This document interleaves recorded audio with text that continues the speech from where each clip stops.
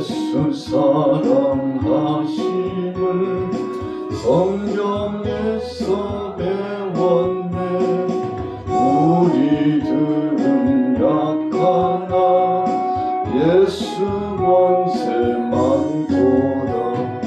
날 사랑하시 날 사랑하시 날 사랑하시 성경 예수였네. 나를 사랑하시고 나의 죄를 다 씻어 하늘 문을 여시고 들어가게 하시네. 날 사랑하시 날 사랑하시 날 사랑하시 성경 예수였네. 내가 연약할수록 더욱 귀히 여기사 높은 보좌 위에서 낮은 나를 보시네. 날 사랑하시 날 사랑하시 날 사랑하시 성경 예수였네. 세상 사는 동안에 나와 함께 하시고 세상 떠나가는 날 천국 가게 하소서. 날 사랑하시 날 사랑하시 날 사랑하시 성경 예수였네.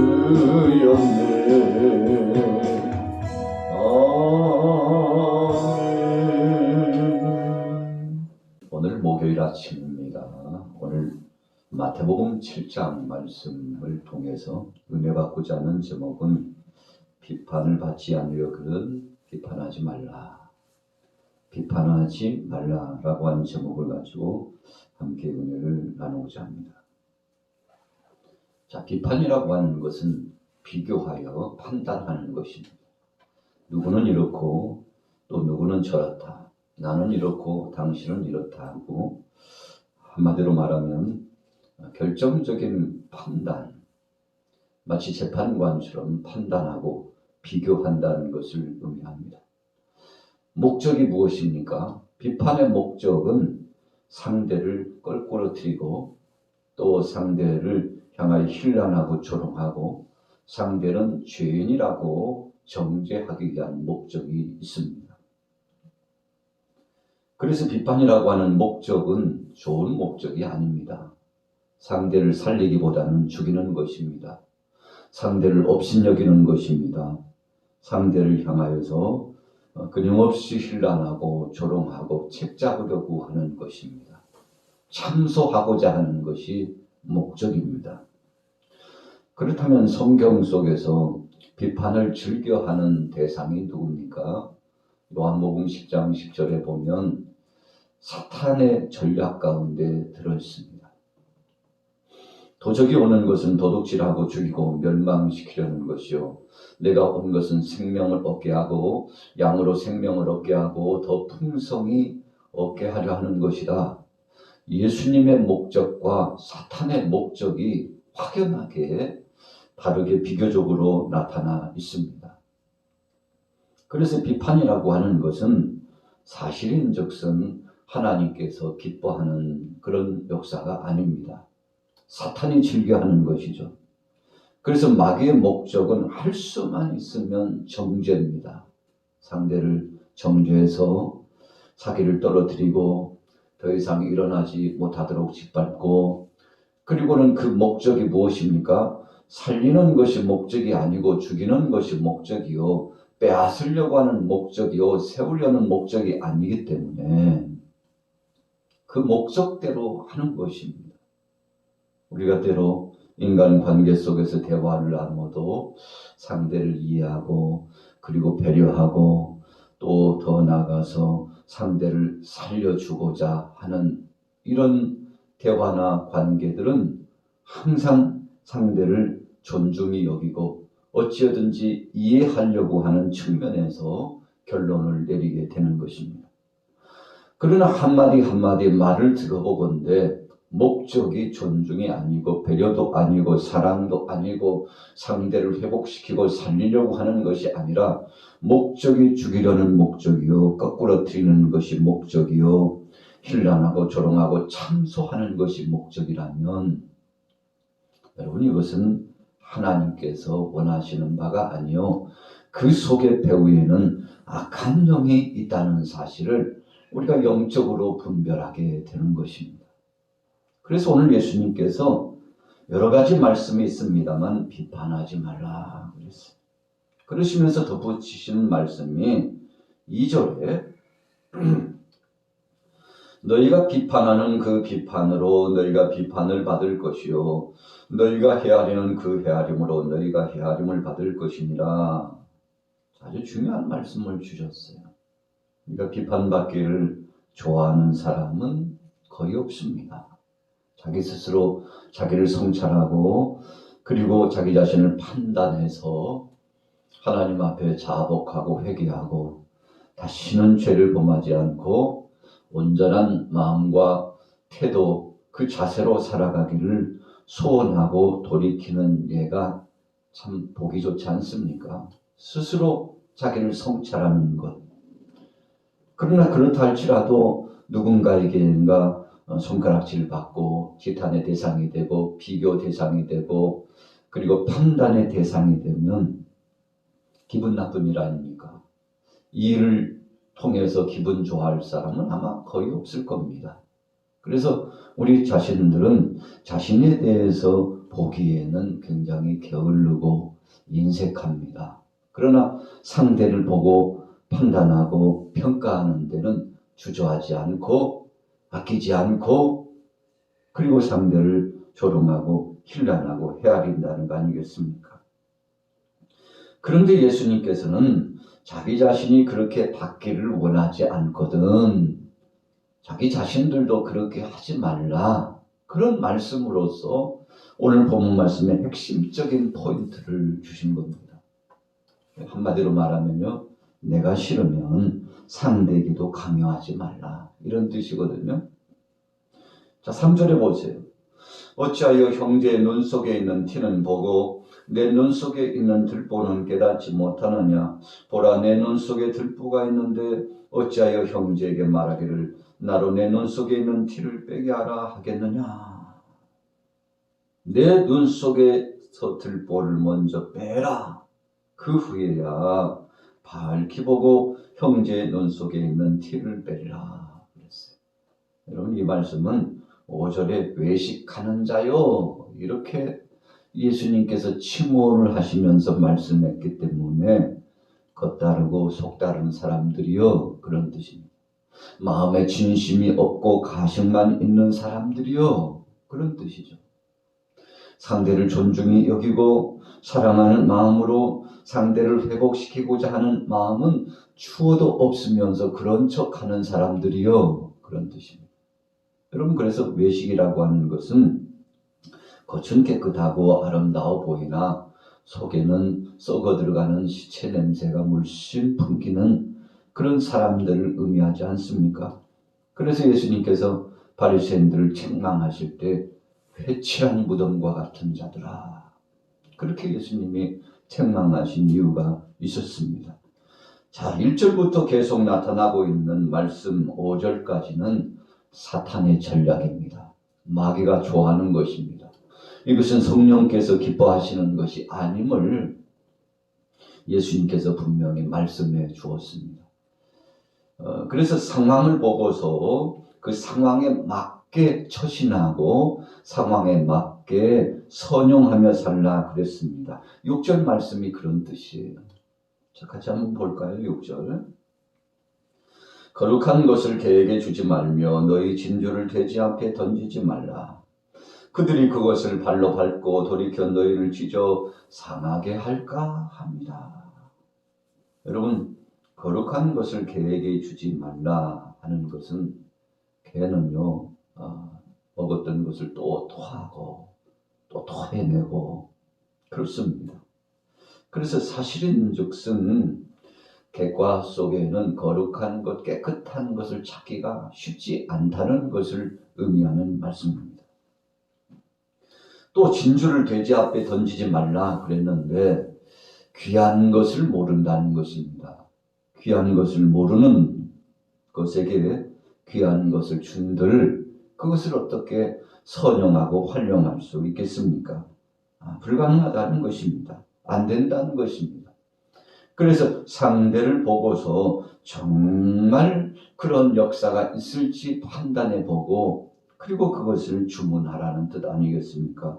감당할 만한 사람들에게 주라는 것 아니겠습니까? 그래서 우리가 수십 번, 수만 번 적용해 보고 그것을 선용하고자 원한다 할지라도 그렇게 되지 않는 예가 굉장히 많습니다. 그 이유가 무엇입니까? 이 소속이 다르기 때문에 그렇다는 것입니다. 6절의 말씀은 이미 소속이 다르다는 것을 의미하는 것입니다. 여러분, 사악한 원수마 원세 사탄의 역사에게 속한 것은 역시 그렇게 나타날 수밖에 없다는 것입니다. 그래서 오늘 6절의 말씀은 15절 이후의 말씀과 상관관계가 있는 말씀입니다. 뭐라고 말씀하나요? 함축해 보면 그 나무를 보고 열매를 안다 그랬어요. 그들이 누굽니까? 15절에 거짓 선지자들이라고 그랬습니다. 우리가 엘리야가 갈멜산상에서 850대 1로 영적인 싸움을 싸워나갔는데 엘리야는 여호와 하나님을 믿고 의지했죠. 살아계신 하나님을 향하여 소망을 두었습니다.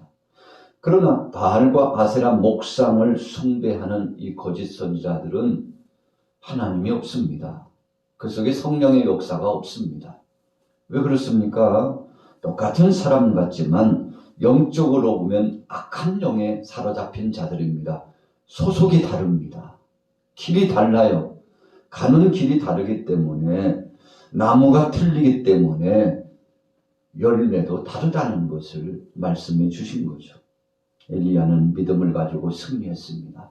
성령에 속한 사람이요, 기도하는 사람이요, 하나님 편에 서 있었기 때문에 하나님께 속해 있었기 때문에 마지막 최종적으로 불로서 응답하시는 하나님을 경험하게 된 겁니다. 여러분, 그래서 오늘 아침에 새벽 예배에 동참하신 여러분들, 저나 여러분들의 소속은 우리가 속한 것은 하나님께 속해 있습니다. 또 우리의 시민권은 천국에 있기 때문에 하늘나라 시민권자들입니다. 얼마나 행복하고 감사한 것입니까? 그래서 그 나무에 붙어 있기 때문에 저절로 열매가 맺혀지는 겁니다. 말하는 것이나 행동하는 것이나 생각하는 것이나 그 범위나 그 적용과 삶이 다를 수밖에 없어요. 왜 그렇습니까? 우리는 주의 자녀요, 주님께 속해 있기 때문에 그렇습니다. 그러나 여러분 6절의 말씀에 보면 소속이 잘못됐기 때문에 아무리 귀하고 좋은 것을 주어도 거기에서는 열매를 우리가 찾을 수 없다는 거 아니겠습니까? 그래서 우리는 하나님 앞에 기대감을 갖고 속한 성령의 사람들입니다. 그래서 아주 의미심장한 말씀이 있는데요. 11절과 12절을 한번 읽어볼까요? 7장 11절입니다. 시작.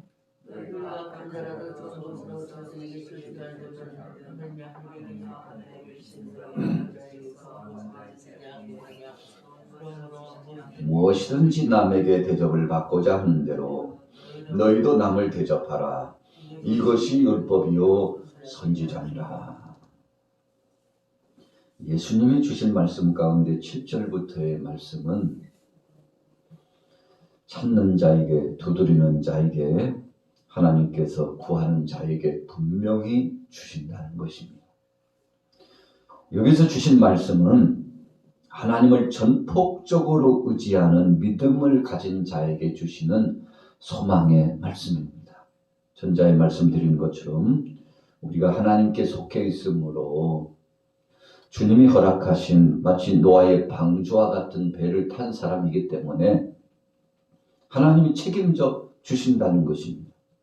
노아의 방주의 특징 중에 하나가 있다면 하늘 위를 바라볼 수 있도록 하셨다는 것입니다.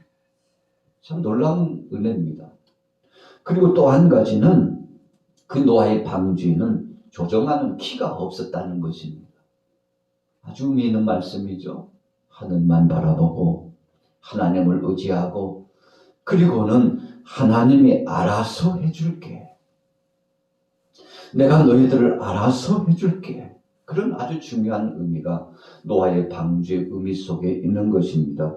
그래서 오늘 본문 말씀은 구하라 주실 것이요 찾으라 찾을 것이요 문을 두드리라 열릴 것이요 이 말씀을 주신 것은 분명히 말씀하셨잖아요. 오늘 11절 중반절의 말씀처럼 하늘에 계신 너희 아버지께서 너희가 하늘 아버지를 친히 하나님으로 영접하고 그분을 섬기고 있는데 그분에게 속했으므로 그 아버지가 그 자식에게 최고의 것을 주신다. 그래서 11절 후미에 좋은 것이라 그랬는데 다른 성경에 보면 성령을 주시지 않겠느냐. 좋은 것을 주시지 않겠느냐. 성령을 주신다는 것은 성령은 죄를 깨닫게 합니다. 성령은 우리를 주님께로 인도합니다. 성령은 우리가 미처 기도할 수도 없을 만큼 절망에 빠져 있을 때도 단식하시면서 우리와 함께 우리를 위하여 동행하시고 중보자적인 입장에서 기도해 주시는 놀라운 역사를 함께 동행해 주십니다. 여러분 그래서 생각하는 것이나 말하는 것이나 행동하는 것을 주관하시는 분입니다. 성령을 주신다는 것은 우리의 삶 일체를 주권적인 능력으로 통괄하신다는 의미가 있습니다. 얼마나 감사한 것입니까? 그분이 알아서 해주시겠다는 것입니다. 그러므로 우리는 13절, 14절 말씀처럼 하나님 나라에 속한 자요 진리를 붙잡은 자이기 때문에 우리는 좁은 문으로 가는 것입니다. 많은 사람들이 찾질 않아요. 많은 사람들이 가는 길은 어떤 문입니까? 바로 멸망으로 인도하는 문인데 그 문은 크고 그 길이 넓다고 그랬습니다. 그래서 여러분 우리가 민주주의적인 원칙, 세상의 법칙의 원칙의 결론은 대부분 다수결 원칙입니다. 그래서 사람들이 많은 수가 모여서 결정하면 그것이 참이라고 말하는 것이 현대 이 세상의 세대에 결정하는 모습입니다. 여러분 사람들이 많이 참여해서 결정했다고 참입니까? 오늘 성경에 말씀하고 있는 것은 그렇지 않다라고 말씀합니다. 진정한 참은 무엇입니까? 진리는 무엇입니까? 하나님 뜻이 진리예요. 말씀 중심이 진리예요. 그래서 100이면 그 중에 99명이 찬성하고 결정했다 할지라도 그것이 비진리일 수 있다는 것입니다. 사람들이 다 선망의 대상이고 소원하니까 다수가 원하니까 그것은 참 아닐까? 여러분 우리가 세상을 살아가면서 신앙인들이 그런 모습을 보고 결정하거나 그렇게 살아가면요 낭패를 당하기가 쉽습니다. 여러분 갈멜산상에서 850대 1이었어요. 32,000이나 되는 사람들이 모였지만 정말 충성한 사람은 기드온의 300명 군사, 정예 부대는 300명이었어요. 예수님도 제자를 추스리고 챙기시며 부르셔서 마지막 막중한 사명을 주실 때는 12제자 70인의 제자였어요. 그렇게 많은 사람들이 인산인해를 이루고 예수님 따랐지만 추스리더니 알곡은 몇 명 되지 않았다는 것입니다. 노아의 방주를 통해서 거대한 역사를 하나님 진행하셨죠. 그런데 마침내 복음을 믿고 들어온 사람은 노아의 가족 8식구였습니다. 소돔과 고모라 땅에 아브라함이 얼마나 답답했으면 의인 10명만 있다면 멸망시키지 말아달라고 하나님 앞에 청원해서 응답받았습니다. 그런데 멸망당했어요. 왜요? 의인 열을 채우지 못했다는 것입니다. 다른 말로 표현하면 하나님의 마음에 합한 사람들이 없었다는 것입니다. 자, 오늘 본문의 결론입니다. 뭐라고 말씀하고 있습니까? 21절 보십시오. 나더러 주여 주여 하는 자마다 다 천국에 들어갈 것이 아니요 다만 하늘에 계신 내 아버지 뜻대로 행하는 자가 자라야 들어가리라. 여러분, 이 말씀이 7장 말씀의 핵심적인 결론입니다. 마음의 중심을 하나님이 보시겠다는 것입니다. 형태론적으로 보면요, 22절에 보니까 선지자가 얼마나 많은지, 귀신을 쫓아내는 능력자도 얼마나 많은지, 권능을 나타내서 깜짝 놀랄 만큼 광명한 천사처럼 그렇게 변장수를 가지고 나오는 사람들이 꽤 많았어요. 누구나 다 뭐라고 말했는가 하면 주의 이름으로 한다고 했습니다.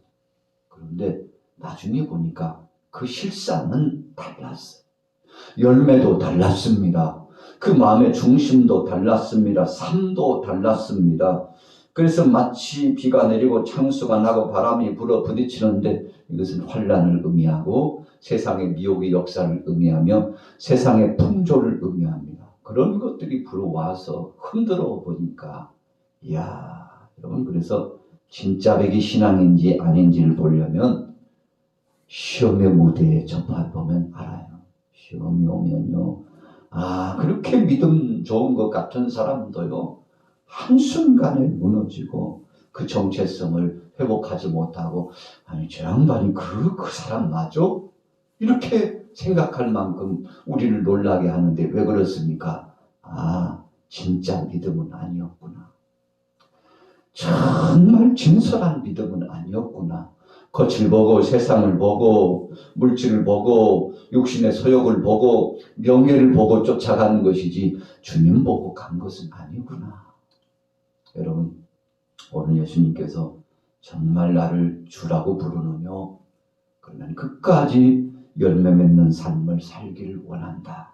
주님은 그런 명제를 주시고서 오늘 본문 말씀을 결론하시고 있습니다.